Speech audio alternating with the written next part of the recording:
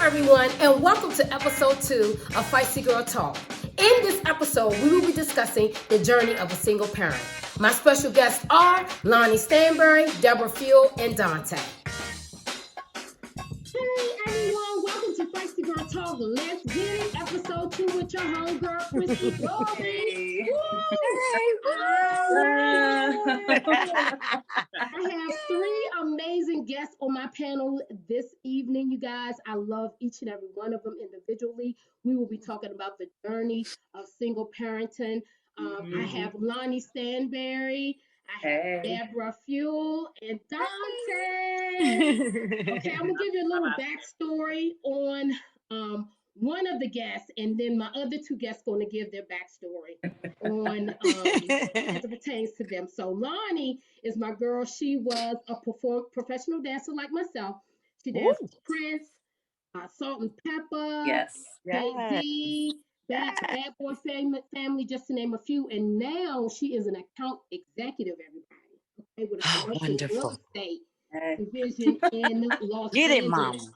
And she's a single mom of a beautiful little girl, and she's going to tell us her journey and her story. And Dante, would you like to tell us a little bit about you? Ex-professional dancer as well. Got to dance with Chris Brown in the awards. Got to do a lot of Nickelodeon, thanks to my mentor Chuck Maldonado. Got to do a lot of commercials and stuff like that. You know, so it was like it's been a blessing. And then I kind of just fell into fitness, and then been at fitness, doing fitness for 24-hour fitness, LA Fitness. Wonderful. Yeah, thank you. A lot of mom and pop gyms as well, and then did a lot of group classes, and now I'm just more focused on personal training. Awesome. Oh, nice. Yay. I was in my class in LA Fitness, honey. That's how we met. Get it. Okay, Deb.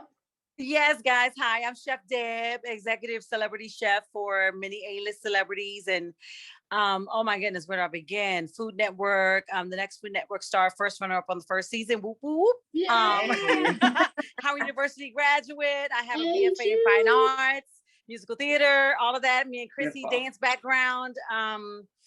I just kind of ran the gamut and moved to LA, went to Le Cordon Bleu, ended up going into culinary, and here I am as a private chef doing the doggone thing. Woo! Yes, so much. Honey, and I'm raising a 9-year-old daughter. Guest, honey. The guest with the great background, honey.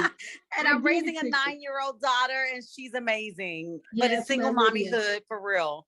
Yes. So you guys, I love that you all were able to bestow your amazingness and your perspective and views on single parenting. And the reason why I asked you 3 to be a part of this, because I know your journey, and your journey will speak to the masses, and I just appreciate you all. So awesome. What is your definition of being a single parent?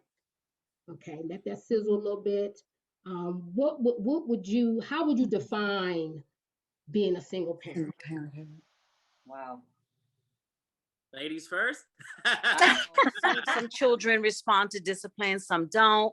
You know, it's all a learning curve. And, you know, single mommyhood has been a challenge because of the baby daddy thing, you know, in and out of court and trying to figure out custody, you know, just all the little nuances that come with, you know, choices that were made or things that weren't followed through with. And, you know, we learn as we go. And so, oh my goodness, that suitcase is so big, I could unpack it, but I want to give Lonnie an opportunity to chime in. Yeah, I mean, go ahead, I would absolutely say it's a journey, it's a process, it's an evolution, and it really never stops. Yes. Based on your child's personality, to what Deb was saying, you have to figure out and change and evolve in how you're raising your child based on their personality and what works really well for them. And, you know, there's no formula for that. So it's the greatest thing I think a person will ever do, because it's the greatest responsibility you will have to raise a tiny human being into a full-grown adult as a good person in society, somebody who has morals and, you know, treats people well, no matter, you know, girl, boy, or whatever. But yeah, I mean, it's a journey. It's a process. It's an evolution. It's a journey. It's a journey. Right. Absolutely. Dante? No, I agree with both of them. I have a handsome young man. He's going to be 8 soon, you know, named Michael. You know, so I'm blessed to have a son. I was like, yes, I have a son. Thank you. You know, so I have a son. Like, yeah, you know, like I guess when it's a guy, it's easier because we kind of just let boys do what they do. You know what I'm saying? It's like, hey, it's fine. It's like, you know, he's a guy, he's a kid, he's a boy. And Michael, on his own, he's like, Daddy, I can do it. I can do it. I can do it. I'm like, man, you sound, wow. Oh my goodness. Okay. And I feel like sometimes I start sounding like my mom, like, hey, no, do this, do that. He's like, I know. And I'm like, okay, yeah, I forgot. You ain't like 3 years old or 4 years old. I got to usher you along and tell you what to do and stuff like that. But he is becoming his own person. You know, he's just like, I like to play, you know, I'll be 41. So like, I still play video games. He's like, Dad, can I get on the game with you? I'm like, that's my best friend right there. Let's do it. Yeah. My thing. Like, yeah, let's go.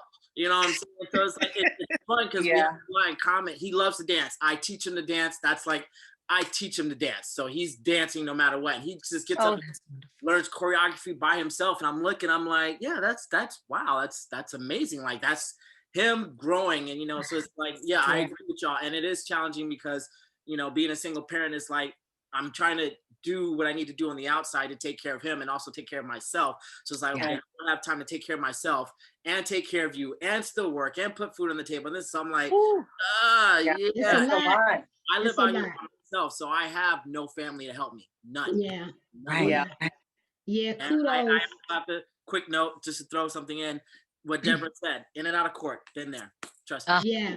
Well, at least you all were able to do that. So my journey my son is 17. God is good. Oh, yes. He's so good. And Deborah kind of know my backstory. Like I met my son's father on tour. And the plan was to be married, have this happy family, and live happily ever after. That did not happen. Unfortunately, you know, I, raised my son with the grace of God and some, because I'm out here too, Dante. I'm from the East Coast. I'm from DC. My family's not out here. My family's not out here.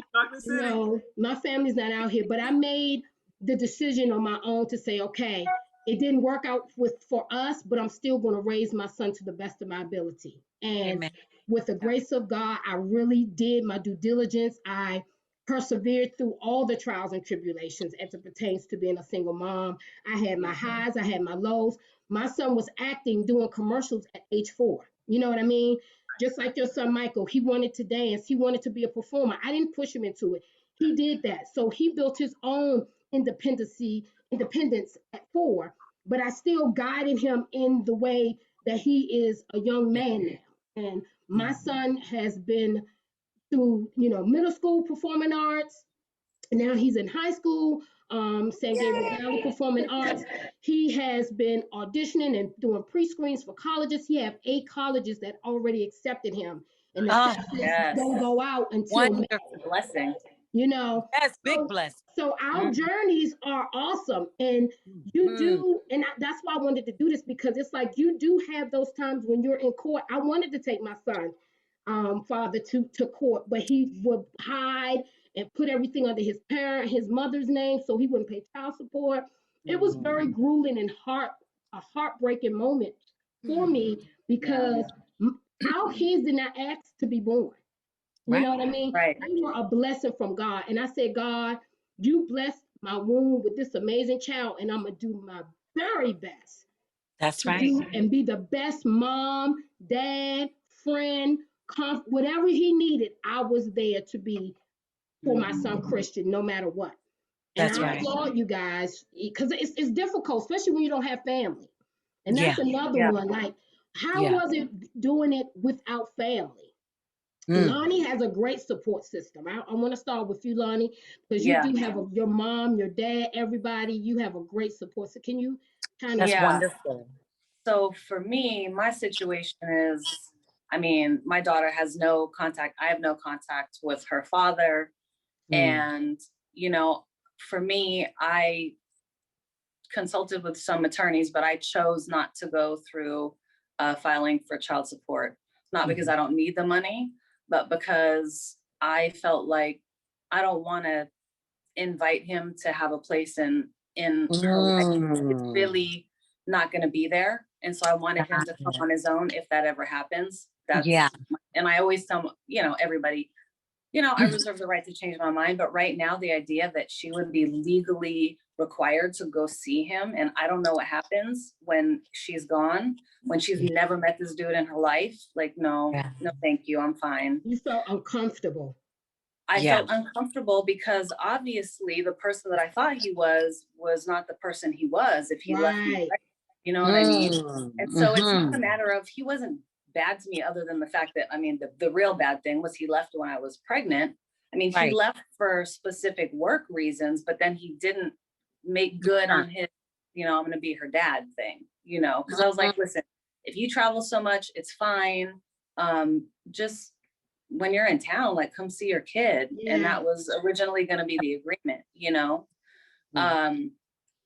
so I have zero support from that side, but I am very blessed in, my daughter has at least my mother as a grandma. She really functions for me as the backup person. And there is obviously a limit to that because she's older. That's grandma. But I am very lucky that I have that. My father is around, grandpa is there. He doesn't take care of her as much, but he is around. At least there's another male figure. Yeah, a male figure. Male and present. She has a lot of aunties like Chrissy and some other friends and stuff. So she's not without love. And that's what I keep telling myself, the idea is that she grows up in a place, in a space where there is a lot of love and nurturing. I would like to incorporate a little bit more male energy in there, honestly. And I'm trying, but my really good male friends live far away, so that's hard right now. But I mean, there are some things that are really easy for me because I have my mother as a support system. She's the one who picks up my daughter from school, which is great because it enables me to work late, which part of the thing, that I do at work, I have to work late certain times a year. Where it doesn't come into play is if my daughter's sick and I've got to homeschool and all that kind of stuff, those responsibilities still fall on me. But I can't say that I'm not blessed and have that because I know other people literally have no one. Zero. Zero. That's it. Dante, I wanted you to tackle that because I love that I have a male on this panel. You don't even understand. Story for me is like, so let me go back with you. I was married. You were like, yeah, I'll be happily married. This is it. Cool.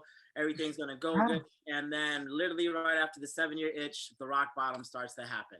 So basically from there, we started having problems. And not only that, her mom passed away before we got married, or when we got married. So I rushed the wedding and then we got married. And then her mom passed away a month later, and then she got pregnant. No. Oh man! Wow. And then literally, my son was born. We were all there, blah blah. Then 2 years later, her dad and her sister says, "Hey, we're going to Florida. We're leaving. Y'all can come with us, or you can have the house." And I'm like, "Well, my career's going good. I don't want to leave." And everybody's trying to convince me, Dante, Florida's good. Florida's good. I'm like, "No, I just did a commercial." It's like, "No, why do I want to leave? I can't. People from Florida come here." Right. So it was not the other way around. Yeah. So basically her dad was like, well, hey, y'all can have the house or we can just sell the house. So we said, hey, let's move in the house. And basically more and more problems started from there. Then it was like, so what I used to do is I used to take my son to preschool all the time and then come home and chill and go to work and come home. And then it became cheating. And, the long story short, the divorce just went downhill. Everything went downhill. Yeah. But on that note, it got worse. I went to jail. I got out of jail and I had to fight for my son. All of a sudden it's like, wow, it's like, okay, everything I worked hard for, my son was 4 years old. And so I got out of jail. And then now it's like, okay, you go to family court and it's basically, hey, can I go to mediator? No. I just want 50-50. Whatever problems me and you have, I understand. That's fine. That's relationship with adults. Leave Michael out of this. Father, and let me do that. No. And so from there, I got him 1 hour a day. 1 hour a day every Sunday. 6 months. Yeah. Then from there, I was like, okay, went back to court again. I said, hey, then they gave me 6 months later, then they gave me 2 days. I said, cool. Kept fighting. But in that time, I kept saying mediation. She kept saying no again. I'm like, wow, It's like, this has nothing to do with me and you anymore. This is all about me. Right. Take us out of that. Yes. Yeah. Yes. Yeah. No, she still continues that. No. So months down the road again, I got 4 days in a row. So 6 months down the road again, I got 4 days in a row. Cool. And then I went and applied again to get 50-50. She told the judge, can you please stop him from asking for joint custody? Because I feel that is, in her words, she said, that's threatening me, that you're threatening me, asking for my son. Yes. What? And see that, let me just put a pin in that. That infuriates me when you have a dad, and I wanted this. I wanted my son father to fight for him. Yeah. If he said if he couldn't have me, he didn't want it. And that hurt me to my core. It was like, why would you not want something that we created together, even though you and I did not work out? Right. But or not together. Right. And I applaud you, Dante, for doing that, fighting for your son. I love that. That brings so much joy in my heart because it's rare. It's so rare. Some men just be like, forget it, goodbye. Yeah, I'm done. Don't care if the kid have a roof over their head, food to eat, medical, nothing. They could give two, whatever. They like, whatever. Yeah. Start another family and take care of those kids like it's brand new. Easy. Right. Like you said, she was like, she didn't want child support. So my ex didn't want child support. So I'm over here like, what kind of game is she playing? Like, she didn't want no child support. So I'm like, okay, cool. But fast forward, literally what happened was like 2 years ago, after she said that, I was like, you know what? I tried. I'm not going to communicate with you no more. The type of 50-50 you want, none. So I applied for Michael again and got 50-50 joint custody last year and then just never looked back. And she'll text me and say, hey, let's co-parent. We should be better co-parents. I'm like, I tried. Tried.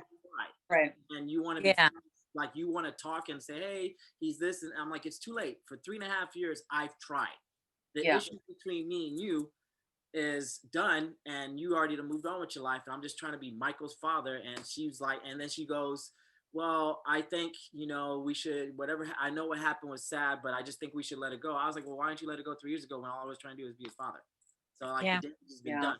But yes, time heals all wounds, but the damage has been done. Yeah. So that's why Michael's in my life. I have 50-50 custody now. Awesome. That's great. It took 3.5 years. 3.5 years. Yeah. Good. Go, Dante. I'm proud of you. Deborah. Yeah, my situation was, very specific in that, him and I weren't married. And so we were dating, and I conceived 3 months into the relationship. So it was early, but the relationship was fast and furious, love, all of those things. Infatuated. And you and blah, blah, blah. And, my faith, denotes that, if I did conceive in the instance that I'm just going to be 100 with you guys, like, because my faith in Christ and my walk with God was so specific that I knew for me personally, I was called to do things in such a way.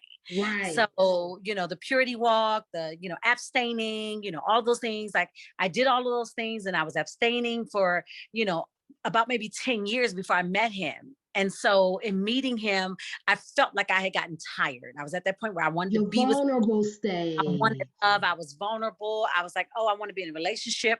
I want marriage. My clock is ticking, just all of these. Yeah.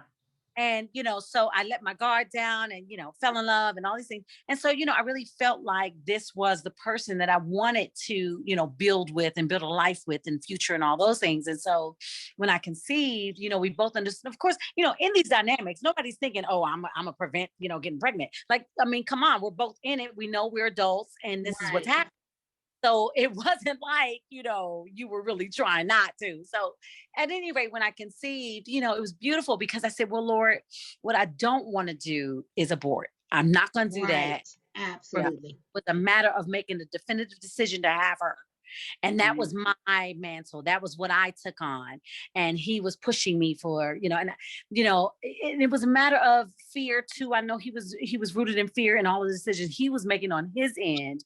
But I was determined, and I had I remember having the distinct conversation to say, listen, what you're not going to do is be in and out of her life or out of his life. You're not. And so, I had that conversation with him directly eye to eye. Like, listen, if you're going to sign over your parental rights, do that now. Yeah. Just do it now.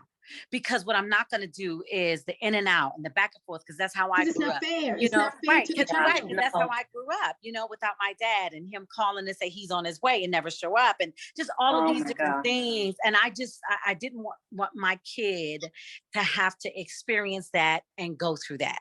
So I made it a point to him to say, listen, either you're going to be present or you're going to sign over your parental rights. So at that point, you know, he made a decision in his mind, in the back of his mind, but then all the while, the foolishness occurred with, you know, oh, I want to make sure this is my kid. I want to make sure this. Okay, Here great. we go. Get your friends in your ear. We know. Get your friends in your ear. It's all good. You know, do what you need to do. Whatever. I'm about to crack your face because Lydia is yours. Yeah, look, and your face cracked when you found out it's 99.9999%. So, you know, but, you know, and then he goes, oh, I knew all along. Okay, great. But moving on. So, you know, because for me, the whole, you know, court system part of things, I didn't know what to expect. I didn't know how this works with, you know, having a father that we weren't together, but yet I knew this child was going to need things down the road. Absolutely. And I was in a position where I wasn't making it like that. Like my finances, my family's back in DC, everybody's back there. I'm out here by myself. Financially, it just threw me into so many unknown variables in the dynamic where I felt like I had to, if nothing else, make sure that my child will be provided for and that my child will be covered. And so, you know, with that's what propelled me into pursuing those avenues. But, you know, nonetheless, it just made it be where we had to work together. And the California system says, you know, the two parents have to work together. We were never married. So for me, I felt like, hey, this was my kid. I'm choosing to have her. You were not making that choice. But if he's on that birth, but what people don't fail to realize, if they sign that birth certificate, he didn't right away. What is the documents that you need for that? I think it takes a certain amount of time, you know, but at any rate, he did. And so, but I will say this about him. He's a great dad. He's present with her. He spends time with her. Like he loves his daughter to no end. And I know that. And so we co-parent very well now. Awesome. That's awesome. Still kind of, you know, go back and forth with the visitation and stuff like that. But, you know, it's still a matter of, listen, you know, I have primary physical custody of her, which of course to me makes sense because we weren't married. And, you know, he at first was all, you know, not wanting her. And I kind of, you know, watch my words with that. But, you know, that was a real thing. And so, I just, you know, it was all the talks of me trying to have an abortion and just, you know, it was all of that pressure. Yeah. And I was like, no. Like you do what you want to do, but this is what it is. So, you know. And that's what we need to kind of put out there is like, ladies, if you are in a relationship and that guy is pressuring you to abort and that's not what you are about, you don't have to do, it's your body. It's your body. Pro-choice, you choose because to do this. That child and whatever make thereafter is on him. Absolutely. It is what it is. Yeah. I want to oppose like the sacrifices that you've made as a single dad, as a single mom, because I have to bring this up because the sacrifice is no joke when you are raising your child. I'm gonna let you go first this time, sweetheart. What sacrifices have I made? Yes. No more late nights. Now, well, there's late nights is like just not hanging out with friends or doing anything like that. Let me see. Stop dancing. I mean, I still dance, but you know, not as auditioning as much as I used to and stuff like that. Yeah. You know, just you know, you really just don't go out and party. Like, oh, I'm single. I'm young by myself. Let me go out and have some drinks with friends. And come 1 o'clock in the morning and stuff like that. You know, for me, I like to pick up. So my sacrifice for me is like I like to pick up Michael from school at 2 o'clock. So when I'm done with clients, I'm picking Michael up. I like to pick him up. When like during the whole pandemic and stuff like that, I liked it when he was here with me. You know, he wanted his mom too, but here with me, and I got to watch him. I got to help him on Zoom and stuff like that. I feel like it's my responsibility to drop him off to somebody I don't know. And I'm like, hey, can you watch Michael while I go to work? And I'm like, look, I'll not work just to watch him. That's just me. Oh wow. Yeah. Nervous. Wow. Nervous, Oh, but it took a minute for me to be like, hey, I'm gonna drop you off. Daddy will be right back. Okay. Are you okay? Oh, and calling the friend like, hey, is Michael okay? Is Michael okay? Yeah. Yeah. Those first few times. You were alone for a minute, you know what I'm saying? But more of the sacrifices is like, you know, I'm just I mean, I would say that's about it. I kind of still continue to live my life and have fun because, you know, I'm still trying to make myself happy. You know, self-love, yes. He's spoiled, like kid's spoiled. He like, Daddy, I want this, I want that, but he understands it. And even the days when I go and get him stuff, he's like, nah, Daddy, I don't need it. Well, I was like, well, Daddy just felt like getting you some new shoes today or this and that. Let's just go do it. But he understands, like, I don't want it. But he just, for me, he's like, we kind of like play back and forth, play by ear. So I make sure he goes to his sports. He has his piano lessons. Yeah, I saw him doing the soccer. Yeah, he's doing soccer. I make sure I help him with it. I make sure I'm having piano lessons every Wednesday. You know, I teach him boxing myself. So it's like, oh, nice. You know what I'm saying? The kid, he's just very more like, hey, this is what's going to happen. This is what it is. So yeah, that's sacrifices. Yeah, it's just more late having fun with friends. That's basically it. But that's fine. I can do that. Yeah. Lonnie. Oh man. I mean, everything that Dante said, and you know, I mean, I'm thinking too, like emotional sacrifices, those sleepless nights, coming up with like tuition because so my daughter wants to go to a school that does Spanish immersion because I had her in my daycare that they offered Spanish also, and she liked it a lot. And so I thought, you know, if this is something I can offer her, it's so useful. So, but it's an arm and a leg. Yeah. So yeah, that coming up with that, you know, just all of the arrangements, especially when COVID hit and trying to figure out the work discipline plus helping with the distance learning, having some kind of social interaction safely, trying to be able to put a little something away for her. I started a 529 for her, and not easy, but I want her to have money for school, even if it's not going to pay for half of anything by the time she goes. But you know, so yeah, I mean, constant financial. I mean, you know, they go through different phases, and Lord, mine is like growing so fast. They grow. And they change too. Like they'll be wanting this 1 minute, Pokemon here, this day. Here, it's just changed. Yeah, it's crazy. And you know, it's like you want to give them everything. Yeah, you want to make sure they're happy, and the thing for me have been the challenges and the sacrifices, of course, have been career stuff for me too, you know, along with early in the beginning with sleep, but now it's like you know, the I can't, you know, travel as much with clients, and I can't, you know, go and do and jump, but now, you know, it's challenging in the way of work. It's challenging in the way of they're growing like a weed and the financial strain. And then, but it's rewarding because I find that even now in this season of my life, I'm blessed and God is providing the increase. And I noticed that even in my struggle, like there's always provision, but you know, the sacrifice is, okay, I'm not going to get my nails done. I'm not going to get my feet done. I can't get my hair done. You know, like I have to like put all of that off. Like my friends would be like, oh, Deb, you know, you always look so good. I said, yeah, but I haven't had my hair done in like how long, you know, just all of these things where you know, you're looking around at everybody else, you know, you always kind of tend to look around. It's like, oh man, you know, I haven't done that in so long, you know? And so, yeah, it's those things that you sacrifice, even buying a new pair of jeans that, you know, I probably have been wearing the last pair for like, I don't know how long, you know? And me and my daughter had been in a studio apartment, a 450 square feet studio apartment for years, since she was 8. And we just moved out. I remember that. Yes.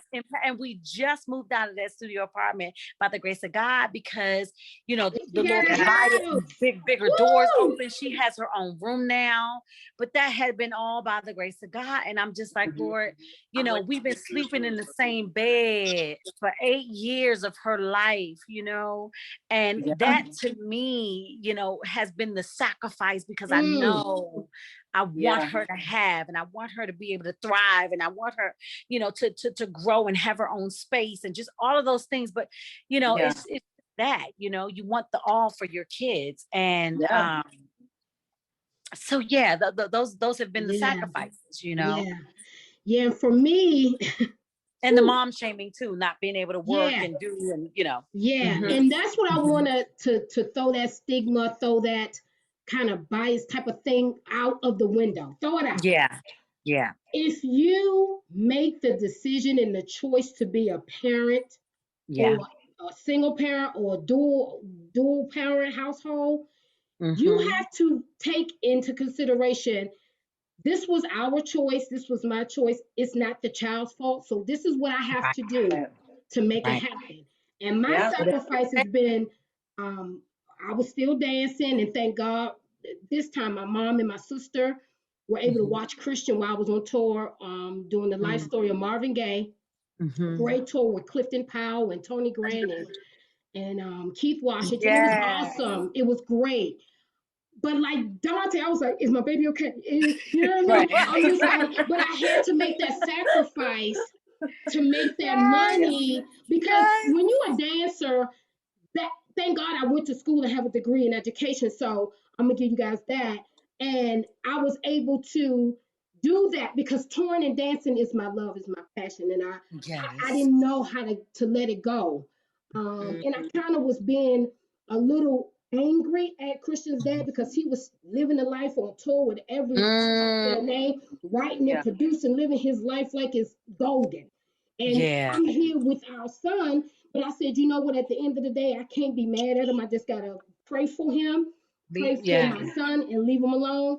But I sacrificed that. I was on tour for a while, not for a couple of months, and then I sent for Christian to come. I went and got him and brought him on tour with me. Thank God, Marvin Gaye's sister Viola Day allowed me to bring him on tour, and he was with me for the duration. And I came home, and then I had to go, God, I got to get me a stable job, because I can't keep leaving my child.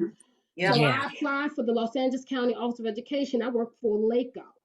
Okay, I can retire from this. I get benefits. My son gets my pay is steady. I help people, single parents that have to get assistance. So that's my passion. I'm a single mom. Thank God I did not have to do that. But at the end of the day, I'm not knocking nobody's hustle, whatever. But I'm grateful for the sacrifices that we've all made as individuals for our kids, because at the end of the day, that's our blood running through their bodies. Okay? We're going to provide for them. We're going to give them what they need, and sometimes what they want. And just like me putting my son in acting, that was a big sacrifice, because I was running like acting. Dante, all of you guys know, those auditions come like this. You gotta go. There's no, oh, I can't make it. So I'm like, oh, I gotta go. I gotta leave work. I gotta put in time. Leave on my lunch break, go run my son to an audition. But he has his Coogan account where his money has been building since 4. So now he's 17. That is amazing. He's a SAG actor. He's Screen Actors Guild.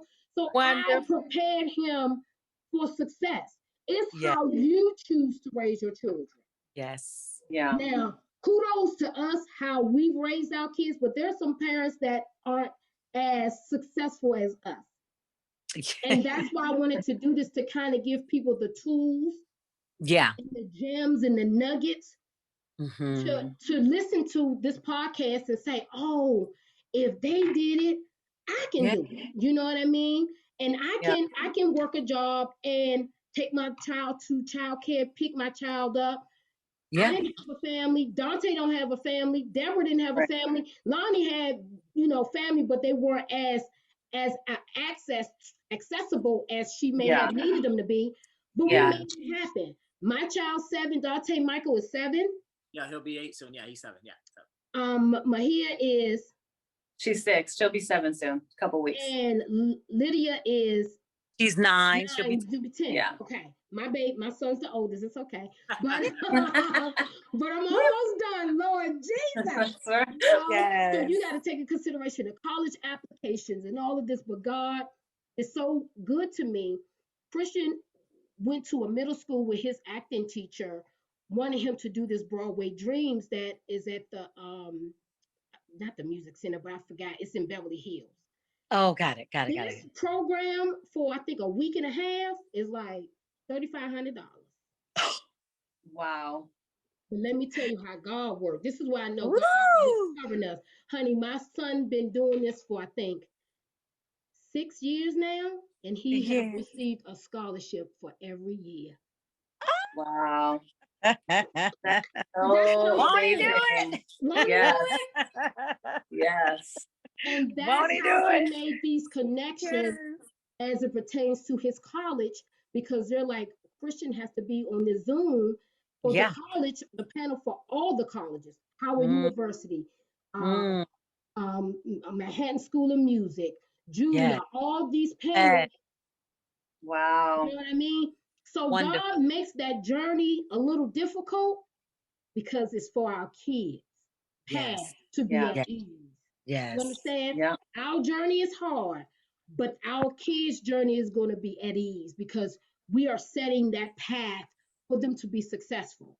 And that's why I am so honored to have you guys as a guest. And I wanted just to ask you guys how you feel about that single mom in Ohio that sacrificed, left her kids in the. Have y'all heard about her? Her name is She had to go to work. Yeah, Sienna Bell. She had to go to work. And she told her kids, mommy right down the street, working at, I forgot what she was working at, Shakey's or Little Caesar's pizza place or whatever. She said, mommy, I'm going to work. Somehow they found out the kids was by themselves and called the police. They arrested her. Yeah. Oh, no. So that's the type of sacrificing, and we have to do what we have to do when we don't have. Yeah. So how do y'all feel about that? About her leaving? I feel. How old were the kids? Yeah, that's what I was going to ask too. I think they were 9. Oh. 6 and 15. I'm like, okay. Yeah. 9. Listen, I was a latchkey kid, so I mean, I was too.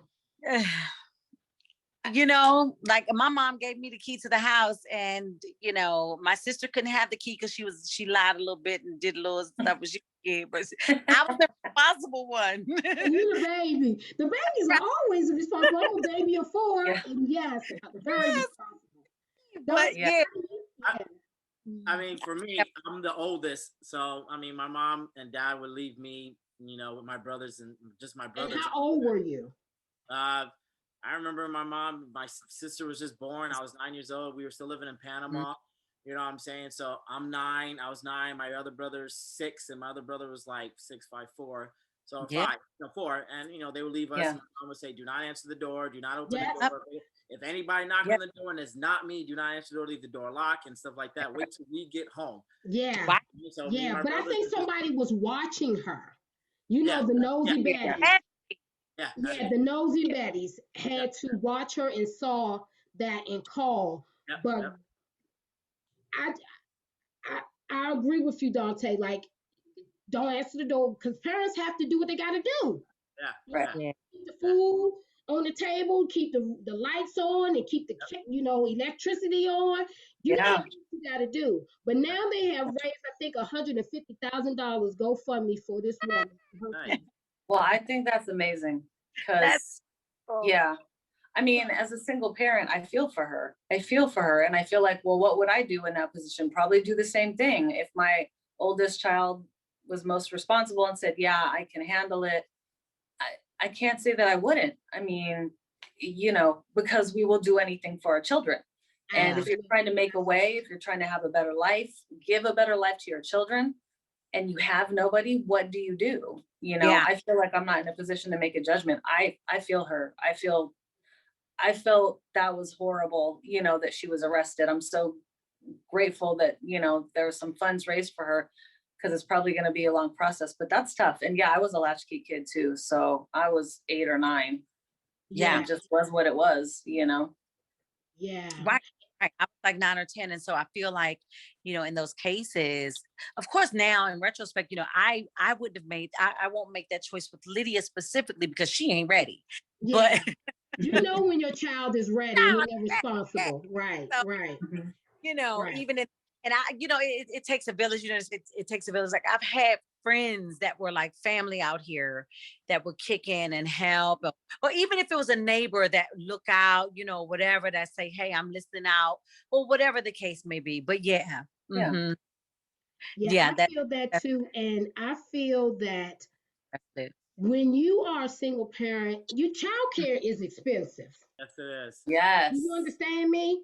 Yeah. Because when I tell you, when I was working for Trio Talent Agency as an agent, I told Rod, I said, Rodney, my son got to come. I put him in karate across the street, and being the only child and a boy, boys have so much energy, right, Dante? Oh, Jesus. Bored easily. Right. I had a Christian in karate and right across the street from the agency, but he was in karate. Karate was over, but he wanted to still do karate. And like, mommy. they were like, can you make sure you come get him on time because he is karate chopping all the kids. His class is over. Oh my God. So, because when you're the only child, Christian, I taught him, and my sister, she was in education, and she said, make sure you do, play dates and all of that, because when you're the only child and they don't have that outlet, they become very like, like when Christian was in preschool and they had playtime, Christian just, this is my toy. And if and they wanted to take the toy from him, he was like, yes. And I would call me, Miss Dory, we need you to come get Christian because Christian kids because he don't want to share.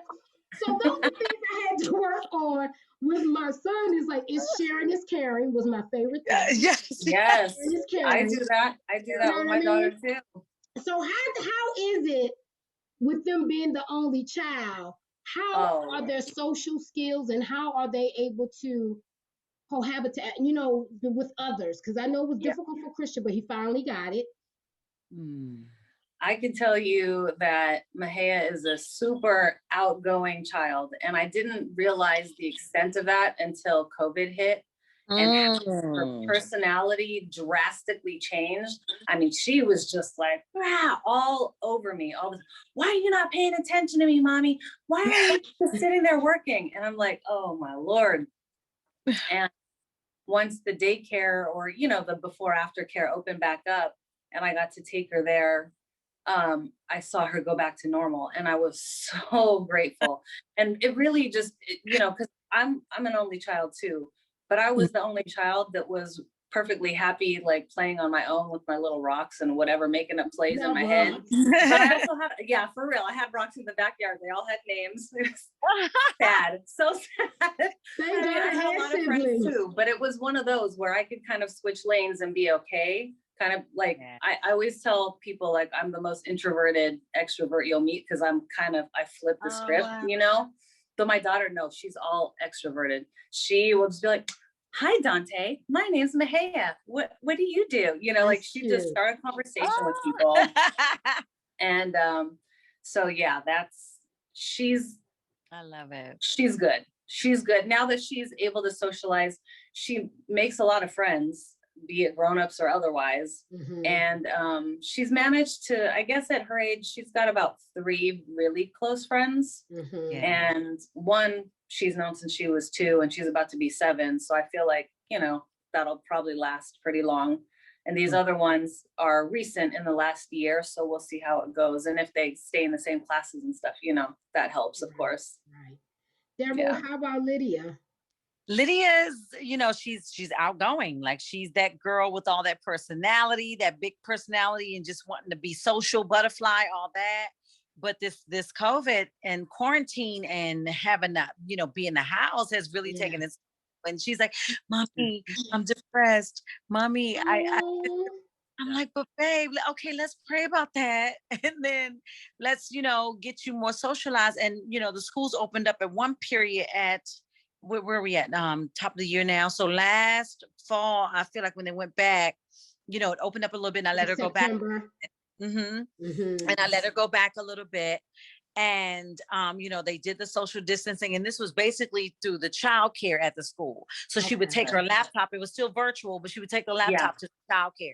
So she did that for a while, and that helped a lot, you know, with her being around other kids and socializing and all that. But then when it was time to come back into, you know, shutting it down, quarantine, I told her, I said, well, you know, let's just, you know, do virtual, because the back and forth going to and then she ended up going to the classroom. But then I'm like, well, I think you should just come virtual, because I kept getting reports about kids, you know, catching the COVID, catching the COVID, catching the COVID. I was like, oh, let's just come on back home. So in her being back home, it's really difficult because she's not socialized. She has one best friend from preschool, you know, since she's known since preschool, and they're really close. But, you know, and then it's tough. It's really, really tough for her, you know. But, you know, juggle it and just keep her going outside and keeping her active and trying to find ways for her to play games and just all these different mind tweaked and all that, because they're very smart kid. But yeah, it's hard for her. It's really hard. Michael. Same thing. I'm going with COVID. Same thing. He was like, "Daddy, I'm bored. I'm daddy, I'm bored." But thank God for Fortnite. I like video games, so he has his friends on there. So he's Fortniting up, and I can. That's awesome. Like Deborah says, I kept Michael active. I took him out. So like last year, he learned to ride his bike. I took off the training wheels. I was like, hey, training wheels off. Basically now he's riding the bike on his own. He likes riding and stuff like that. And then, but, you know, I'll be sitting here and all of a sudden a pillow smacks me in my face and he's like, ready to play. You know, I know, just trying to have fun. He gets bored and I'm like, hey, Munster, don't, and, you know, I call him Munster. So I'm like, hey, Munster, you know that, you know, everything's closed, but once it opens back up, you know, we'll be out more. But, you know, we can go practice soccer, we can go play some piano. So I just started him back on piano. Oh, nice. That's awesome. Like you know, I'll be getting him out to play soccer more and more, stuff like that, do the boxing, but try to be as active. But yeah, he's an outgoing kid towards other kids. Like, you know, hey, do this. But when you get to adults, you're like, hey, how you doing? He'll look at you and be like, don't talk to strangers. Like, stranger danger. Stranger danger. Yeah. That's awesome. You just look at me. I'm like, Michael, say what's up. He'd be like, and then that's it. Yeah. Like, hey, check this out, do this. And they're just like, I can bring them over to Lanny and Deborah and be like, hey, these kids, and he'd be over here, hey, come here, check this out, or he'll do this. They're just like, oh, cool, they're good. I can just leave them alone now. Yeah, I love Christian. He got the PlayStation 4, PlayStation. But all in all, he be around singing, tapping. Oh, he's a drummer. He's a beast. Oh, wow. So his music quality and his music education, but his music is just off the meters. But we're gonna bring it to a close, Regreta. You know, we did really good. It went by fast, huh? Yeah. I want you guys to, very quick and very sweet, what would be a nugget or a jewel or gem that you would give someone from the myth of single parenting?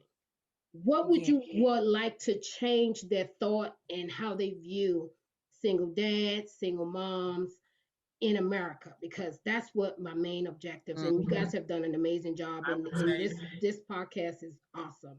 I would just say never give up, keep pushing. You know, there's always, you know, it's like every challenge that comes, just tackle every challenge a day at a time, one step at a time, however you want.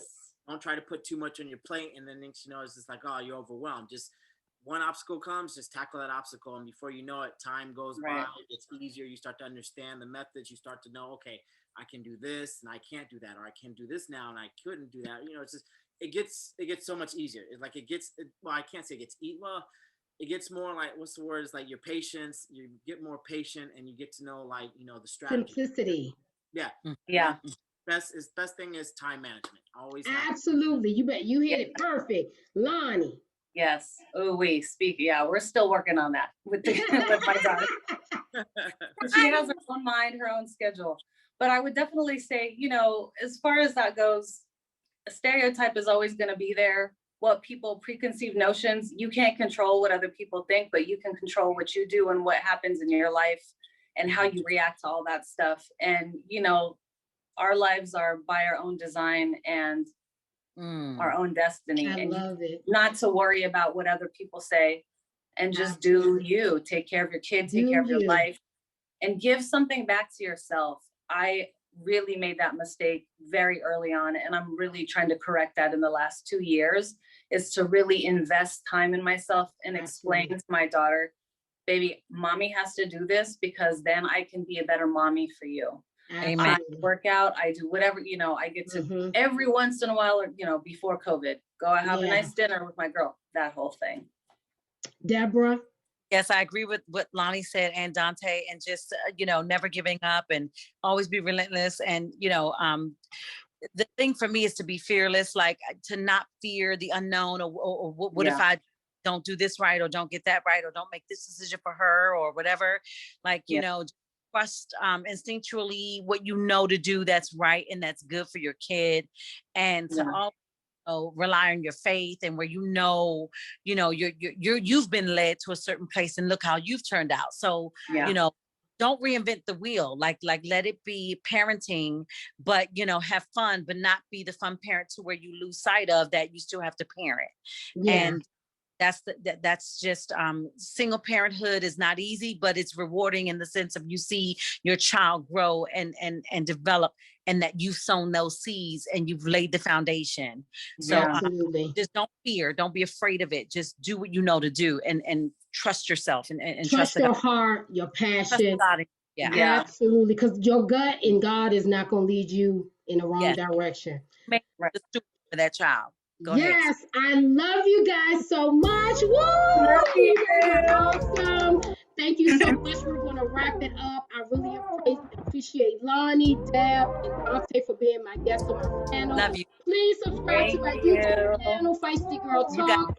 Follow me on Instagram, Feisty Girl Talk. This podcast is new. This is the second episode. Episode 3 is going to be Black Women in America. Yes. So tune in. I hope you guys click the link, subscribe on my YouTube channel. I'm going to send the link to all of my guests and post it on your platform. That would be great. Once again, thank you so much for tuning in to Feisty Girl Talk. Let's get it. Episode 2. Peace. I love you guys. Bye. Bye. God bless you guys. Awesome. Bye.